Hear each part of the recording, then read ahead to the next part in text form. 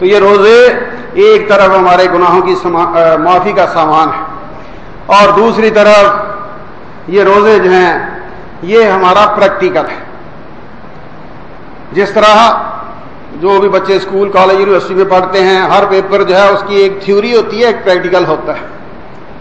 Theory میں بھی پاس ہونا ضروری ہوتا ہے، پریکٹیکل میں بھی پاس ہونا ضروری ہے۔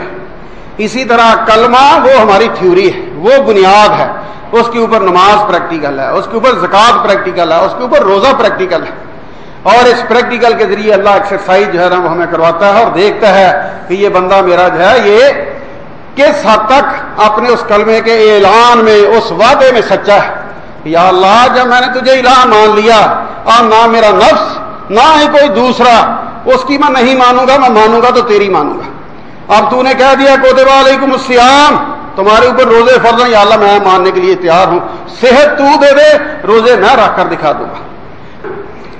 اب یہ جو روزہ ہے یہ ہمیں صبح سحری کرنی ہے، اس کے بعد سارا دن بھوکا رہنا ہے، تو اس بھوک کی وجہ سے یہ جو پیٹ ہے نا اس کو تھوڑا سا وقفہ ملتا ہے، اور یہ جو بندہ ہے انسان، یہ پیٹ اور پلیٹ اور یہ جو نفسانی خواہشات ہیں ان سے پھر تھوڑا سا اوپر نکلتا ہے، اور حقیقت میں اللہ چاہتا بھی یہی ہے کہ یہ میرا بندہ پھرتا زمین پر ہے لیکن اس کا معاملہ، اس کا رنگ ڈنگ فرشتوں والا ہونا چاہیے، جو کبھی بھی نہیں کھاتے پیتے، جن کی یہ نفسانی خواہشات نہیں ہیں، یہ تھوڑی دیر کے لیے اپنی نفسانی خواہشات کو، اپنی جنسی خواہشات کو، اپنی دوسری لذتوں کی خواہشات کو کنٹرول کر کے یہ بندہ جو ہے وہ اپنا تھوڑا سا مقام اونچا کرے، یہ فرشتوں کا مقرب بنے، فرشتوں کا ساتھی بنے، فرشتے اس کے لیے دعائیں کرنے والے ہوں، اور اللہ تعالیٰ اس روزے کے ذریعے اس بندے کو یہ مقام جو ہے یہ دینا چاہتا ہے۔ لیکن یہ مقام، یہ ثواب، یہ فضیلت، یہ برتری،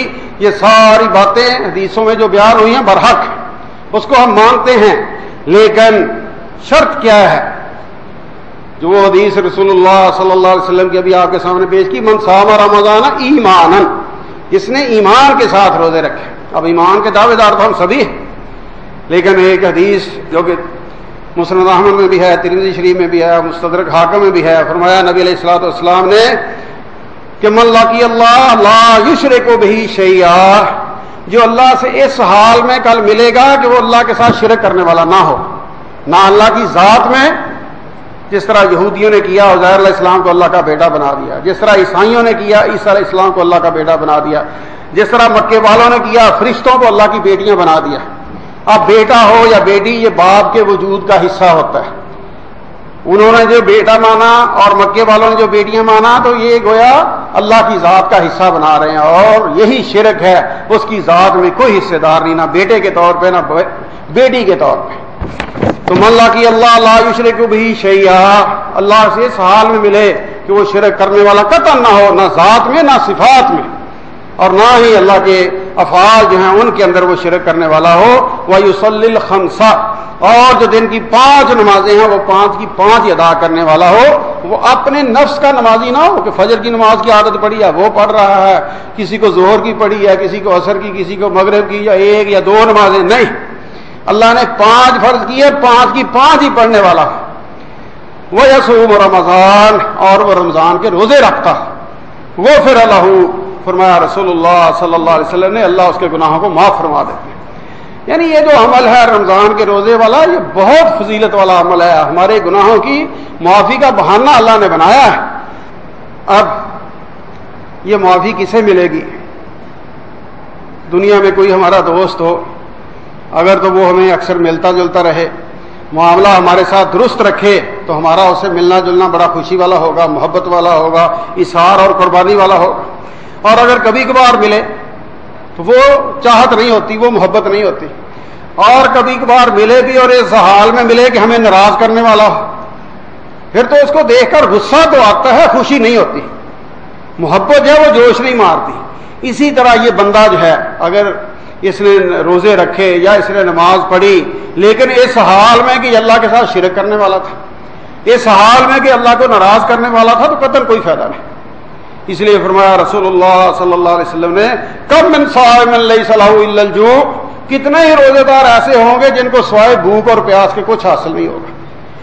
اللہ صرف بھوکا پیاسا رکھنے کی ایکسرسائز نہیں کروانا چاہتا ہے، لعلکم تتقون، اللہ ہمیں اس تقوی کی دولت سے مالا مال کرنا چاہتا ہے جس کے بعد یہ انسان، یہ اللہ کا بندہ جو ہے وہ گناہ سے بھاگنے والا، گناہ سے نفرت کرنے والا ہو، بالکل قریب نہ جانے والا ہو، اور اللہ کی کسی بھی نافرمانی کے لیے اسی طرح تیار نہ ہو جس طرح روزے کے اندر تیار نہیں ہوتا۔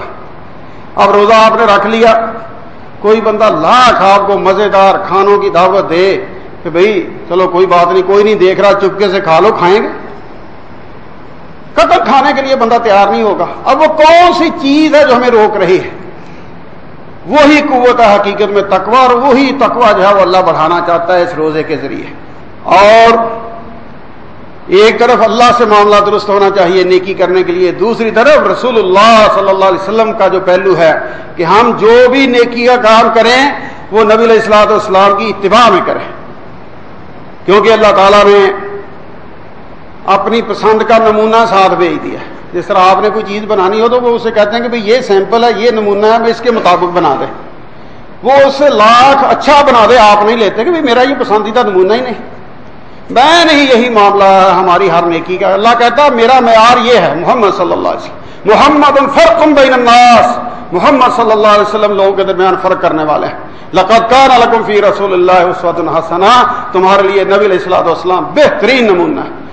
اب جی افطاری کا ٹائم تو ہو گیا جو نبی علیہ الصلوۃ والسلام نے فرمایا کہ جی سورج غروب ہو گیا، روزہ ختم ہو گیا، لیکن ہم احتیاطاً جو ہے نا جی 2-4 منٹ لیٹ کر لیتے ہیں۔ اب یہ کس چیز کا اعلان ہے کہ بھئی نبی علیہ السلام بھی سچے ہیں اور آپ کی سنت بھی صحیح ہے، یہ دین آفاقی ہے، نشانیاں اس کی آفاقی ہیں، سورج غروب ہو گیا، روزہ ختم ہو گیا، لیکن ہم ماننے کے لیے تیار نہیں۔ کیوں لیٹ کر رہے ہیں؟ کیوں لیٹ کر رہے ہیں؟ حقیقت میں وہ رسول اللہ صلی اللہ علیہ وسلم کی سچی محبت ہمارے دل کے اندر میں۔ حضرت عائشہ رضی اللہ تعالیٰ عنہ یا باقی صحابہ کے بارے میں ان کے حالات پڑھے تو وہ بچوں کو کوٹھے پہ چڑھا دیتے، سورج نظر آ رہا نظر آ رہا، جب وہ بچہ کہتا نہیں آ رہا روزہ کھول لیتے، بس اللہ خیر صلی اللہ۔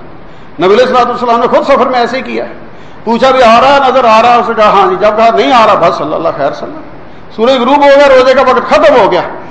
اب جو بندہ روزہ افطار نہیں کرتا وہ اسی اڑیل بچے جیسا ہے جس کو استاد نے بطور سزا کان پکڑوائے تھے، بعد میں کہا چھوڑ دے، اب وہ چھوڑتا ہی نہیں۔ بے شک وہ تکلیف برداشت کر رہا ہے لیکن استاد کو ناراض کر رہا ہے۔ استاد راضی کب ہوگا؟ جب کہا پکڑ لے، کان پکڑ لیے، جب کہا چھوڑ دے، چھوڑ دے۔ فرما برداری میں ہے، محنت میں نہیں ہے صلہ۔ جتنی زیادہ ہم فرما برداری کریں گے اتنے صلے زیادہ ہے۔ ہم کہیں کہ ہم محنت کر کے مشقت کر کے اللہ کو راضی کر لیں گے، یہ سوال ہی پیدا نہیں ہوتا۔ ہاں اطاعت کر کے اتباع کر کے ہم یقیناً راضی کرنے والوں میں شامل ہو سکتے ہیں۔ اس لیے اپنے ذہن کو پہلے تیار کریں اور صاف کریں کہ میں نے جو روزہ رکھنا ہے تو میرا روزہ جو ہے وہ کیسا ہونا چاہیے۔ میرا روزہ یقیناً وہ ہونا چاہیے جس کی اللہ مجھ سے چاہت رکھتے ہیں، طلب کرتے ہیں، اور وہ کون سا ہے؟ وہ محمدی روزہ ہے۔ محمد صلی اللہ علیہ وسلم کے بتائے ہوئے طریقے کے مطابق جو بھی کام کریں گے انشاءاللہ وہ اللہ کے ہاں قابل قبول ہوگا۔ تو خوش قسمتی سے انشاءاللہ اللہ تعالیٰ ہمیں اس مہینے کی نعمتیں اور برکتیں سمیٹنے کی توفیق عطا فرمائے، جو کل سے امید بہت ہے شروع ہو جائے گا۔ اب یہ مہینہ شروع ہو تو اس کو گزارنا کیسے ہے؟ مختلف لوگوں کے فیصلے ہوں گے، طور طریقے ہوں گے گزارنے کے، لیکن عمومی طور پر بھی اور خاص طور پہ رمضان کے لیے ہمیں قرآن سے ایک رہنمائی ملتی ہے۔ 21واں پارہ شروع ہوتا ہے اتل ما اوحی الیک من الکتاب، کہ جو کتاب آپ کی طرف وحی کی گئی ہے اس کی تلاوت کریں۔ یعنی رمضان میں جو شہر رمضان الذی انزل فیہ القرآن، کہ اسی مہینے میں یہ قرآن نازل ہوا ہے، تو اس قرآن کی تلاوت جتنی زیادہ ہو سکے وہ کریں۔ کل یہی قرآن آپ کا اللہ کے ہاں سفارشی ہوگا، تو یہ روزے گزارنے کے لیے ایک قرآن کی تلاوت بہت ہونی چاہیے۔ وَأَقِمِ الصَّلَاةَ، فرض نمازیں، اور اس کے ساتھ ساتھ رات کو تراویح کی شکل میں جو قیام ہے وہ کریں۔ صبح اللہ توفیق دے اٹھ کر تہجد پڑھیں، جتنے نوافل ہو سکے کثرت سے ادا کریں، ان کا ثواب بہت بڑھ جاتا ہے۔ اور تیسری چیز وَلَا ذِكْرُ اللَّهِ أَكْبَرُ، اللہ کا ذکر جو ہے، اللہ کی یاد جو ہے وہ جس قدر زیادہ ہو سکے۔ یہ 3 کام جو ہیں ان کو اپنا ماٹو بنا لیں کہ اس مہینے میں ہم نے یہ 3 کام کثرت سے کرنے ہیں۔ ایک، اللہ کی کتاب کی تلاوت کثرت سے کرنی ہے۔ دوسرا نمازیں جو ہیں وہ فرض نمازیں اور اس کے ساتھ ساتھ نفل نوافل جتنے بھی ہو سکے وہ ہم نے کثرت سے پڑھنے ہیں، اور تیسرا اللہ کا ذکر جس قدر ہو سکے وہ کرنا ہے۔ اب یہ روزہ سحری سے شروع ہوتا ہے مسلمانوں کا روزہ۔ اب سحری کے بارے میں جو مسائل ہیں احادیث کی روشنی میں وہ پیش کرنے کی کوشش ہے، ٹائم کی مناسبت سے جلدی۔ اسلام کی بنیاد نیت پر ہے، کوئی بھی عمل ہو اس سے پہلے نیت شرط ہے۔ اسی طرح روزے کا معاملہ ہے کہ روزے کے لیے ہر روز نیت کرنا جو ہے وہ ضروری ہے۔ سحری کی اذان سے پہلے جو ہے وہ نیت کر لیں۔ ملم یجمع الصیام، جو روزے کی نیت نہیں کرتا تو اس کا روزہ نہیں ہوتا۔ ایک روایت جو ہے وہ مرسل ہے، وہ صحیح نہیں، لیکن دوسری روایت صحیح ہے، اس لیے وہ عمومی روایت جو ہے جو ان عملوں کا دارومدار نیتوں پر ہے وہ تو اپنی جگہ پر بخاری مسلم ہر حدیث کی کتاب کی ہے، اور یہ روزے کے حوالے سے خاص روایت بھی ہے۔ اس لیے جب بھی روزہ رکھنا ہے اس سے پہلے ضرور نیت کرنی، اور نیت کرنے کے لیے یہ جو کیلنڈروں پہ دعا لکھی ہوتی ہے واب صوم غد نویت من شہر رمضان، یہ دعا حدیثوں سے ثابت نہیں، پہلی بات۔ دوسری بات یہ ہے کہ جس نے یہ دعا گھڑی ہے نا وہ بھی بیچارہ کو ہمارے جیسا دیسی ان پڑھ تھا۔ یہ جو دعا کے لفظ ہیں واب صوم غدن، غد جو ہے وہ کل آنے والا، ٹو مارو جسے کہتے ہیں انگریزی والے، آنے والا کل جو ہے وہ عربی میں اس کے لیے غد کا لفظ استعمال ہوتا ہے۔ روزہ آج رکھ رہا ہے، دعا کل کی کر رہا ہے، یعنی عقلی طور پہ بھی یہ دعا غلط ہے۔ اور ہر روز روزہ رکھنا ہے، ہر روز نیت کرنی ہے، اور یہ من شہر رمضان پورے مہینے کی نیت کر رہا ہے، نہ مہینے کی نیت ہے نہ ہی لفظوں سے نیت ہے۔ نیت جو ہے وہ دل کا فعل ہے، آپ نے نیت کی کہ میں نے آج کا روزہ رکھنا ہے، اس نیت کے تحت صبح اٹھے، سحری کی، اور ارادتاً نیتاً یہ کھانا ہے کہ میں آج پہلا روزہ، دوسرا روزہ، تیسرا روزہ جو بھی ہے اس کی نیت سے یہ روزہ رکھ رہا۔ اور فرمایا نبی کریم صلی اللہ علیہ وسلم نے تسحروا، سحری کیا کرو، فإن فی السحور برکہ، سحری میں بہت برکت ہے۔ یہ بعض لوگ جو ہے نا وہ سمجھتے ہیں کہ روزے آ گئے اب یہ ڈائٹنگ کا بہترین موقع ہے، اور اوپر سے ڈاکٹر بھی کہہ دیتے ہیں کہ تو اگر کوشش کیا کر بے شک سحری کے بغیر ہی روزہ رکھ لے، پھر بہت چربی چڑھی ہوئی ہے تو مہینے میں فٹ ہو جائے گا۔ اب یہ بے شک وہ روزہ رکھے لیکن یہ ڈاکٹر والا روزہ ہے، نبی علیہ الصلوۃ والسلام والا محمدی روزہ نہیں۔